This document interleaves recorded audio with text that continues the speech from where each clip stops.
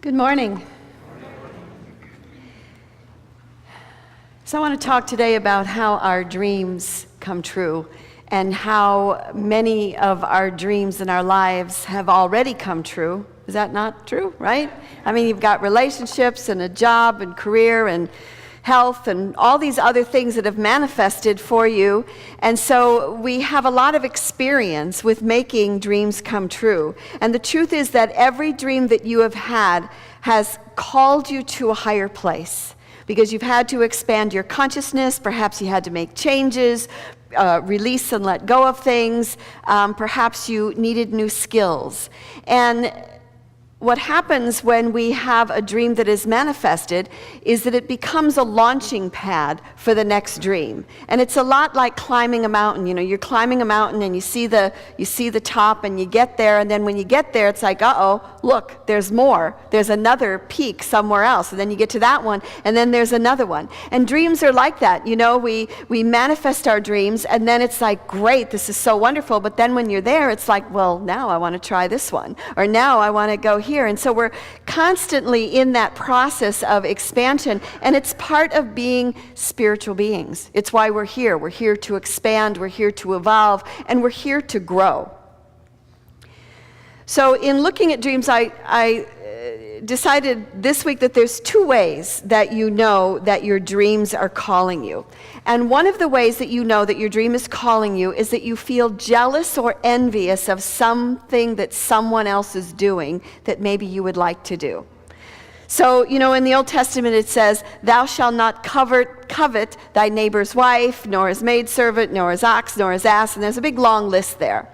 And it's not necessarily about a guilt trip, you know, about thou shalt not covet, because the truth is that when you do covet, when you feel jealousy or want something that isn't yours, the truth is that spirit saying, you know, spirit's going fishing. It's calling you out. It's saying, this may be something that you need to do. I remember years ago I was guest speaking at another church, and after church this woman came up to me who was about my age, and she just looked at me and she said, you know, I could do what you're doing. And I go, yeah? And she goes, yeah, absolutely. I could absolutely do what you're doing. And there was such energy behind it that I realized that what she was saying was true. She was almost angry at me. And the truth was that she was seeing something in me that she wanted for herself. And so it was her dream that was coming and manifesting. So when you find yourself going, hey, you know, I want one of those, or I could do that, or who are you to get to do that? It's like that spirit in you that's calling you out, because there's that desire that is moving through you. It's a signal, if you will, from the universe. So don't guilt yourself over it. Just let it be. Now, I think another way that we get called to our dream is by having a feeling of an inner yes. And it could almost feel like it's random, like you hear about something, but and all of a sudden you feel this upliftment in your spirit. You feel this upliftment in your soul. That's another, no matter how tiny, you know, that's God going, hello, come on, let's go this way. And I'm going to go in more detail about that as I go through the talk. And again, when you feel an inner yes, it's a lamppost that's guiding your way, and it's a signal that it's yours to do. Now, if we know what these signals are, why is it that we let things get in the way? And what does get in the way? And I think that one of the things that gets in the way is our imagination. You know, when we're children, we use our imaginations for all kinds of things. You know, you can sit around and go, when I grow up, I'm going to be an astronaut, or I'm going to go to the moon, or I'm going to travel. And, you know, you can imagine just about anything. And people go, yeah, that's great. You know, keep imagining that.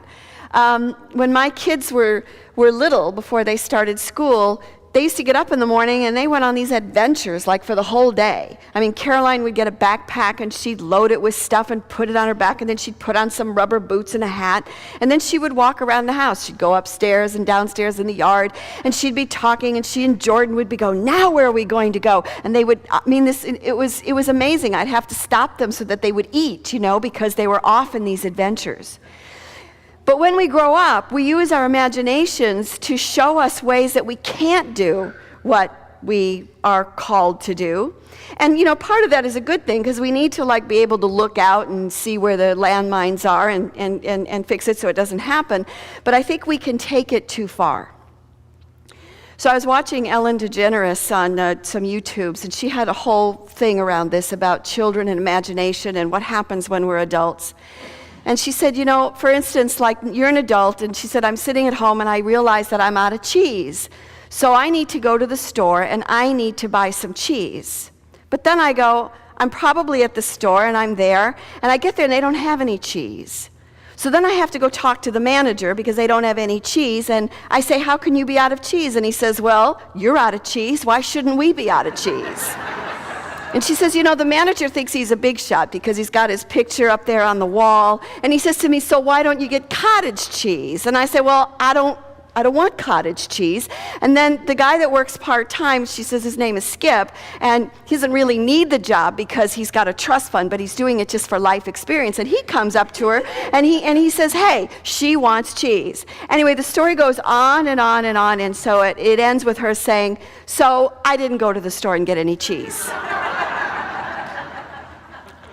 Now, we may laugh at that, but how often do you let your dreams get knocked right out because you let your imagination go off into all the reasons why the store won't have cheese, or you're too old, or we've gone through the limiting belief things over the summer, but we let the imagination go in the wrong direction. So one of the things we can do is pull it in and say, okay, I want to direct my imagination because it's one of our 12 powers. It's one of our gifts that we have that we can use. I think a second block that we have to manifesting our dreams is our stuff. And it's true that our stuff, our possessions, our things, hold energy and take up not only physical space, but I think they take psychic space as well. Because everything has a weight to it, and when space is cluttered with already manifested energy, it's really hard for some new energy to start coming in, right? Now, I'm going through currently 25 years of stuff. And my parents, who died a few years ago when I went to Chicago, cleared out their house. But the truth is I had to take some of their stuff with me as well. So I have things that I am needing to clear out, and and you hold on to some of this stuff. Like I have my dad was a Mason, so I have a fez hat. I mean, what am I going to ever do with a fez hat? I don't need a fez hat. Anybody need a fez hat? You can have mine. Comes in a really nice case. It's like velvet lined and everything. My mother's shoes, I wear the same size, so I've got her gym shoes. It's like, okay. Then I look through my children's stuff, and there's like little pieces of cloth that have some embroidery on it, but they never finished it, but I got to keep that. And then, of course, I have so many books, and I have been releasing them, but, where are you going to find another autobiography of Agatha Christie, I mean, she's got some incredible wisdom, and you don't know when you're going to need it. Or both books about Betty Ford's life, part 1 and part 2. It's an interesting story, because in her first book, everything is fine and wonderful, and then in her second book, she's like, everybody's doing an intervention. It's like, what? It's an interesting thing. So I was watching a program, one of the news programs this week, and it was about hoarders. And what's good about, watching some of these programs is that when you see an exaggeration of things, it helps to get perspective on one's own life, because I have a lot of stuff, but not that much. And one of the ways to get your house clean is to invite people over, right? Because then you start moving things around. One time Richard Lindvig was staying with me, and we were having company, and I said, quick, we got to clean the house. And it was clean really fast, and I found he put most everything behind the couch,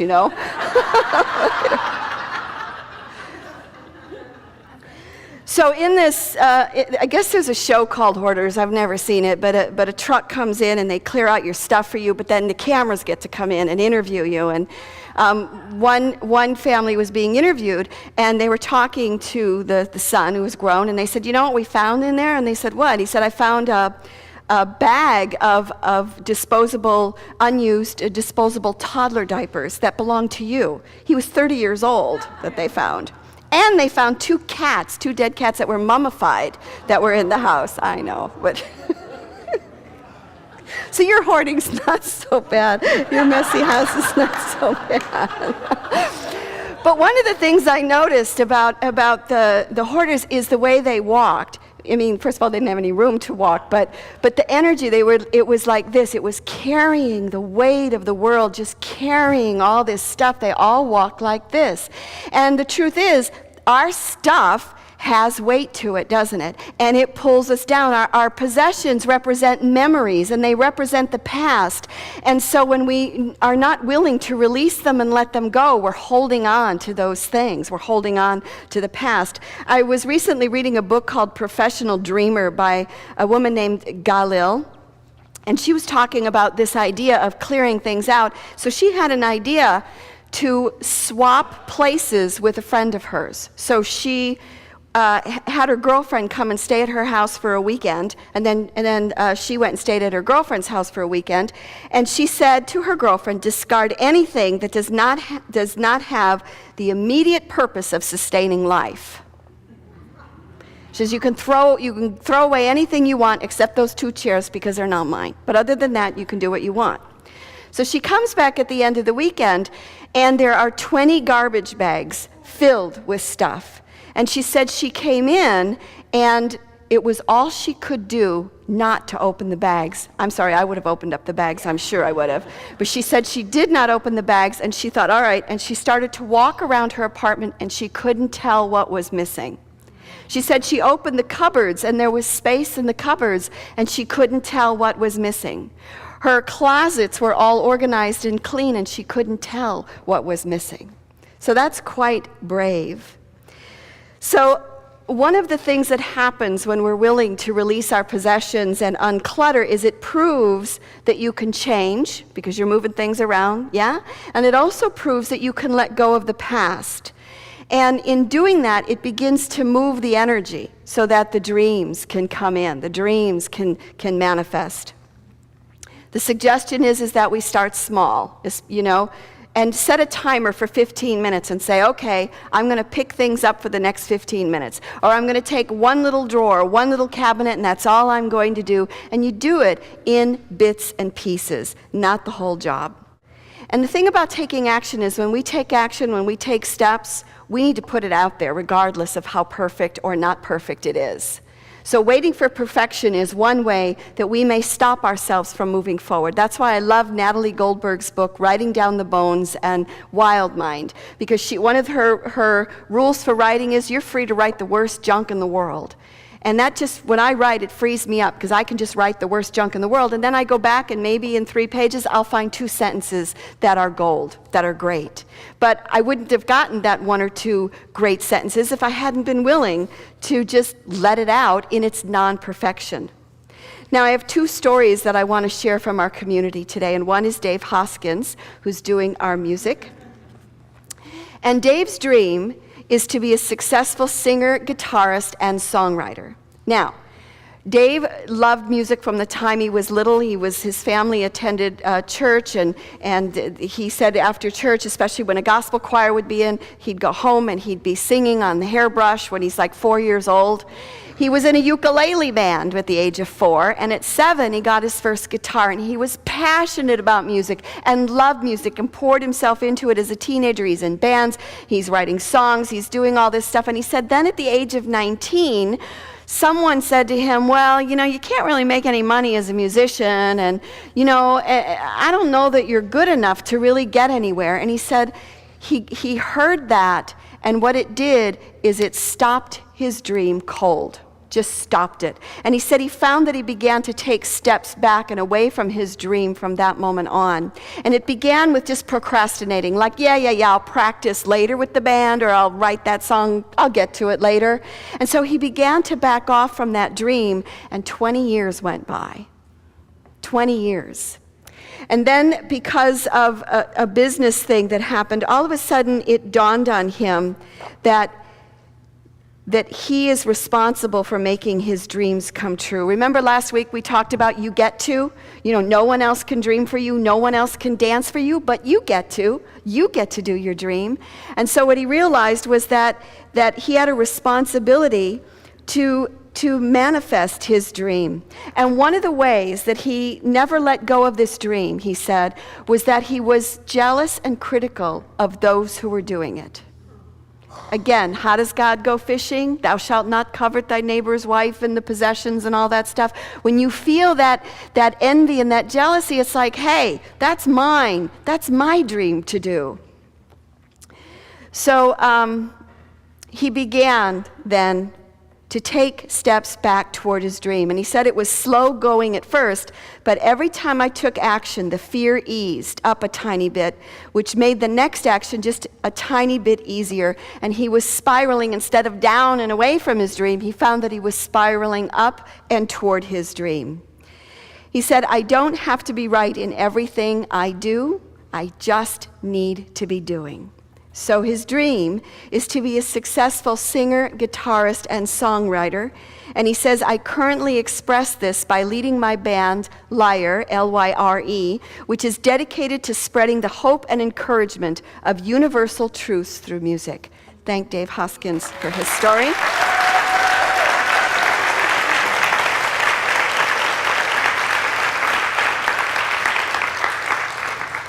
And we are blessed by him living his dream. Yes. So our other story comes from Patricia. And Patricia said that in 2001, she returned to the United States from being in Zimbabwe in the Peace Corps. When she came back to this country, she had a life-threatening illness that kept her more or less bedridden for almost 2 years. So anyone having to deal with an illness that would keep you in your bed for 2 years would most likely also lead to depression, which it did. And she said in 2009, she took a Michael Rice workshop, and that started to change things. And she realized that she needed to find a good therapist to help her walk through and move through her darkness. And that's really what it takes, isn't it? That willingness and that courage to step forward. And I love what she said to her therapist. She said, I warned him that unless he was ready for me to take him into hell, where I was living, he was of no use to me. He agreed to commit to that, and then we started the fight. And most of the time, he was fighting me. And he was her champion. He was there. And one of the things that she noticed during this period is that when she would hear something on the radio or see something on the internet about ESL, English as a Second Language, it would sort of tug at her heartstrings. And she said, you know, my spirit felt lighter. And he said, those are your lampposts. And again, that's God fishing. That's your dream calling to you. Now, it's something that she had already done in the past. And she's like, you know, if God wanted me to have a dream, it would be more complicated than this. You know, the imagination, right? It's got to take something simple and make it difficult. She also said that she had moved from a 3-bedroom house into a 1-bedroom apartment, and she had to take all of her stuff with her. And she said, all this stuff became chains that had come to tie me down like a prisoner in that apartment. And try as I did, I could not move anything from that apartment. It was like I was in jail. And then with her therapist and with changing, things began to happen, and she began to release things, and she began to let them go. And hard as it was, she surrendered to God totally and said, God, you take this. You show me the way. And as hard as it was, she said she began to send out her resumes. She began to send out her resumes. And 2 years ago, she had been in Egypt. And she said she loves the Muslim faith. She loves the passion that the people have for their religion. And she had said, while she was standing in Egypt 2 years ago, she said, someday I am going to return here and I'm going to teach ESL. She said on July 14th, she was informed that she is invited to Saudi Arabia to teach English as a second language. So on September 1st, this Thursday, she is going to be flying to Paris and then to Saudi Arabia, where she will serve for 1 year. Patricia, are you here?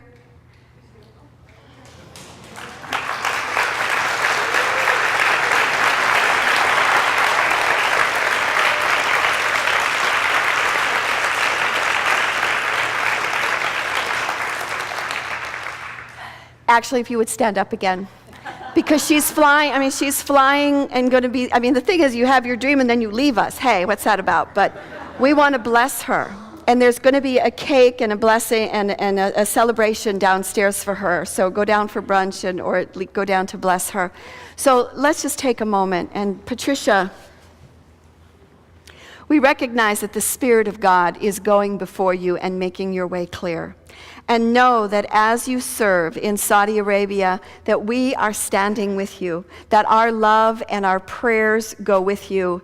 And we see the Spirit of God moving in and through you and doing a great work. You are blessed, and you are a blessing to all. Thank you. Amen.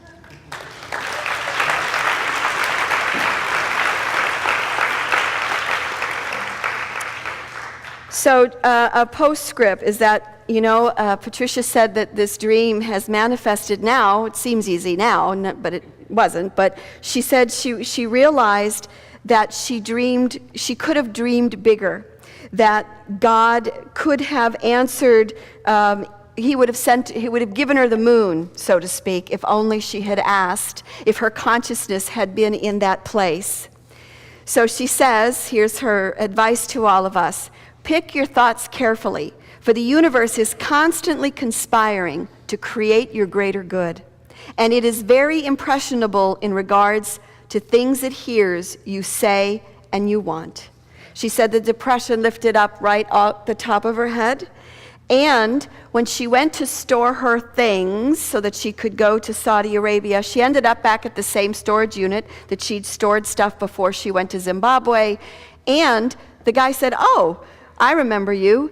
And the last time your storage unit was twice this size." So she had given more than half of her things away, and the energy is uplifted and free. So, again.